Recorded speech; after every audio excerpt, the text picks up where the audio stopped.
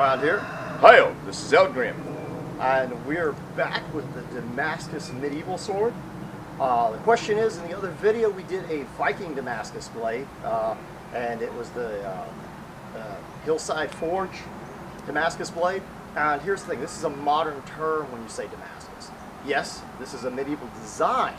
It's a form of pattern welding. And even though they had good steel, they love this pattern because this pattern goes back to the old legends and the stories and the sagas. That's right. I mean, back to Beowulf, they talked of a sword with a pattern like this in the blade. Was all of it Damascus, like ingots from? No, not necessarily. No, it was actually a design that they had and they used to make stronger blades, much like the katana. But this form of pattern welding is actually more for an intricate pattern and to forge different types of material. So yes, this is a pattern welded sword, but not in the sense that you have a different kind of spine and different kind of edge and different kind. And sometimes they do that. You'll see this type of pattern, but they'll have double and triple patterns in it because they weld 3 rods that are braided together instead of 1. So what we have here is a single pattern welded blade that's done in that style. Yeah, and it's very beautiful. It is. It's a lovely sword. It's definitely fast becoming one of my favorites, and I hope after today's test that it will end up becoming one of my favorites in my arsenal. And what I specifically like about it is that this weapon resembles a Type 13B and is a great match for my Type 13. Correct. The only difference is this is a Type 10 blade, and if I'm mistaken, there were still some Type 10 blades being used. In a transitional era. It has era. very little distal taper, just a little bit. It has some profile taper, but it being heavy like that, that's what I classified. It's not a late century arming sword, later century. It's more of a Type 13, like a 13th century blade used for mail and gambeson and stuff, where they wanted a little more heft to it. It's not got quite enough handle to do hand and a half. I guess you could if you had to, but this would be something you'd use with a shield. Yeah, this one's got that, which you already know about. This would be a good shield sword.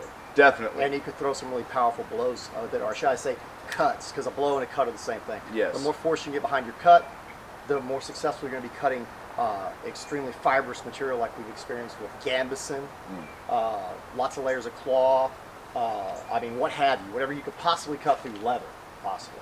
Anything you cut through, the more force you can have behind the edge all in one motion, the deeper you're going to cut with the edge. Yeah, and I agree. Yes, they're sharp. They have a good edge. Even early migrational swords had edges, good edges on them. The best that they could possibly impart on them. That's true. This sword's got a very sharp edge. Due to this type of pattern welding, it causes almost like a microscopic saw pattern between these different types of steel and a very fine edge. I think that's going to show a lot better performance in some respects than its brother.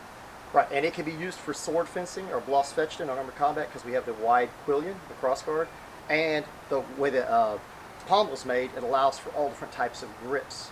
You can even use the cast blow with it, well, as we've talked in many videos, or you can use it for traditional style HEMA cuts like you see in a lot of the manuals when you're fighting.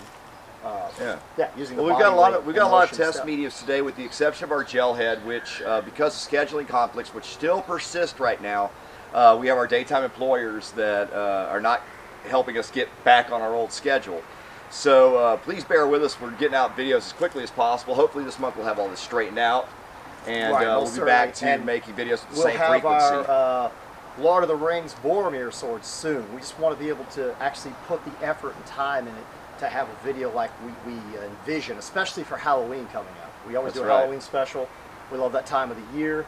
And it gives us an opportunity to really have fun with it because it's our first fantasy blade that we've ever reviewed that's actually functional.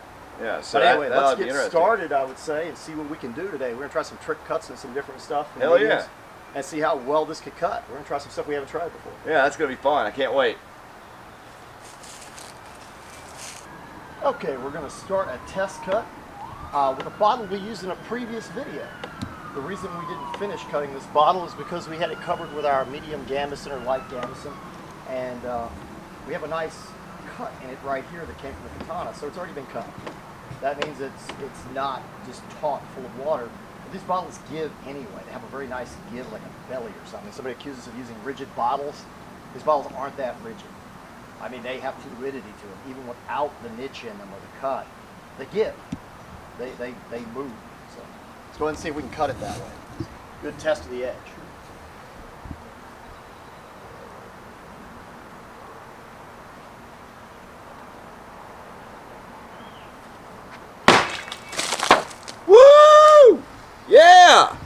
think that was.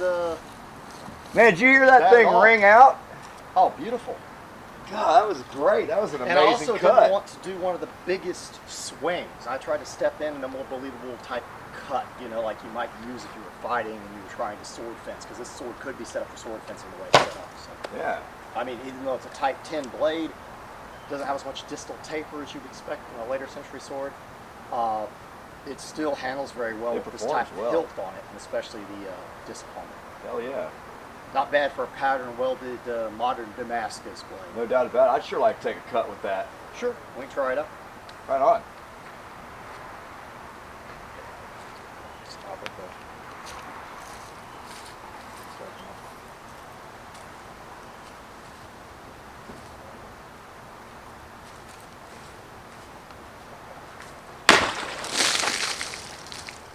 Woo-wee! Yeah!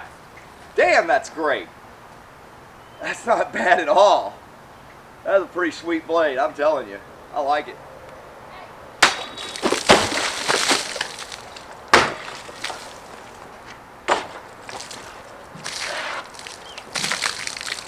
Nice. Oh yeah. That's a pretty sweet blade. You hear it singing when it goes through though, right? This sword is quite blade heavy because it's a Type 10 blade. It's more like an early migrational blade, or maybe something like a Type 13 B sword. I mean, some of the heavier ones in my hand for fighting male and gambusing. Let's go ahead and see if I can do this. I'm going to try to see if I can cut the bottom bottle and come back and get the top. The flaw of that is this is awfully heavy, so trying to recover quickly, it's not a fast blade like that. Let's see what we can do. Woo-wee! Yeah! I think you caught along its axis. Yes!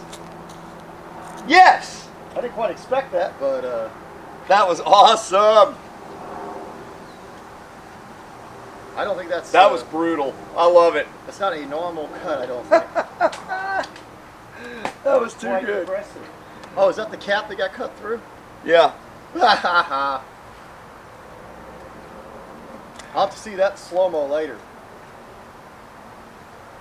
Woo! Damn, that's a Guess bad. it handles better than I bad. expected.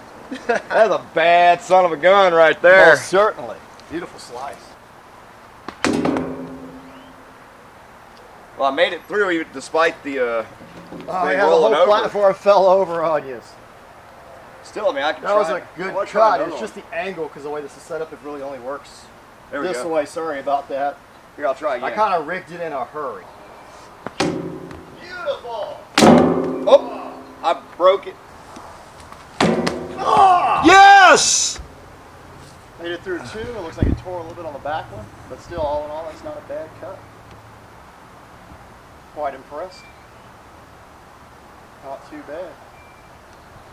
Not too bad at all. Our first one was really clean. Beautiful clean cut. Second one was losing energy, but that's expected because you're going through multiple layers of rolled wet newspaper, and I roll these things tight. I don't roll them loose like most people do.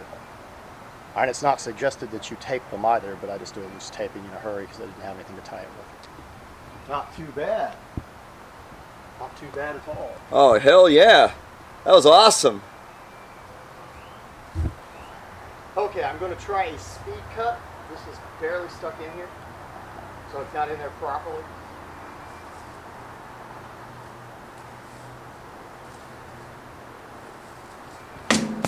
Ah. A lot of times we don't show this when something like this takes place, but I figured it was worth to show. This was a speed cut.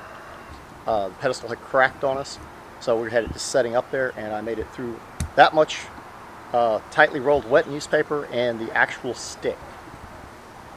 And if you can see that, it made it all the way through the stick, but that ate up all the energy, especially since it was just setting loose where it could go flying when I hit it. Still, that's impressive. That could be a bone that size, easily, with lots of flesh around it. Well, I hope you enjoyed the testing today. I certainly did. How about Oh, yeah, you? man. I had so much fun doing this. Beautiful clean cuts through our tightly rolled wet newspaper. It's our poor man's tatami. It's a lot harder to cut than tatami, so cutting through two of these today, I was impressed. I think that's a great blade has feat some to heft. perform by that. Yeah. So, but you also saw that when I tried to come back with the back cut. Yeah. It made it, but barely.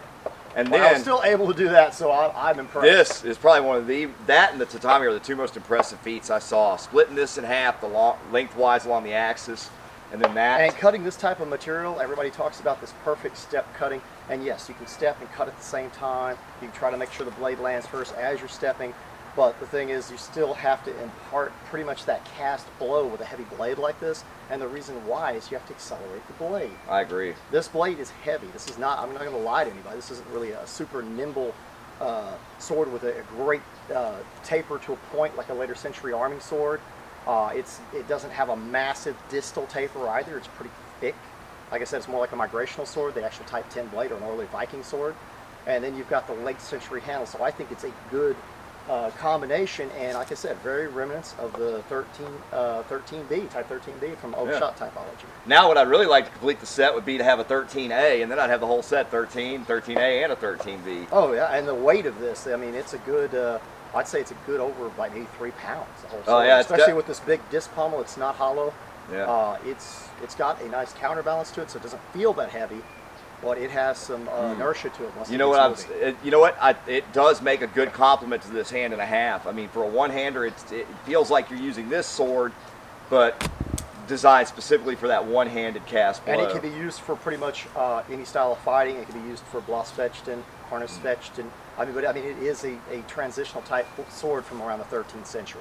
It's not, when armor started changing to more plate, and you get away from the actual idea of using one-handed swords. Which explains its heft. Extreme cutting, you worry more about trying to get niches with the point. Yeah. And if you do have something you can cut, it's probably light enough you can cut with the other style sword. Yeah, I mean, this thing hits with a lot of heft. I love how it performs. I'm happy to say it's part of my arsenal, so that's awesome. Yes. Most certainly, I would be proud of it as well. I like my Type S too, the Viking blade. That one is pretty awesome. Yeah, I mean, side forge.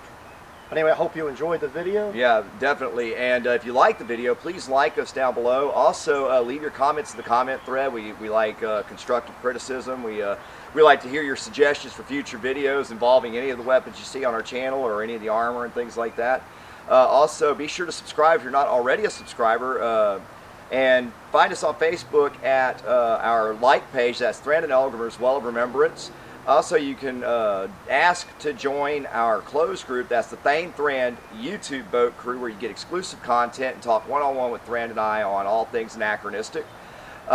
We also have Patreon, so if you want to help improve the content of our videos and improve our equipment and things like that, you can donate at www.patreon.com/Thran. And we also have our PayPal. The PayPal email is thanethran@yahoo.com. Make sure you send us a message. Tell us what you want us to do with your donations. That's provided you have any ideas. Just send them along with your donation, and we'll try and make that come true. Once again, we'd like to apologize for the delay in our videos. Typically, we get about 3 to 4 videos out a week. Due to some scheduling conflicts, unfortunately, we've been unable to get on a coordinated schedule where Thran and I can work together. So hopefully we'll have that fixed this month, and we'll have a lot of really awesome videos. Thank you, and farewell. Farewell.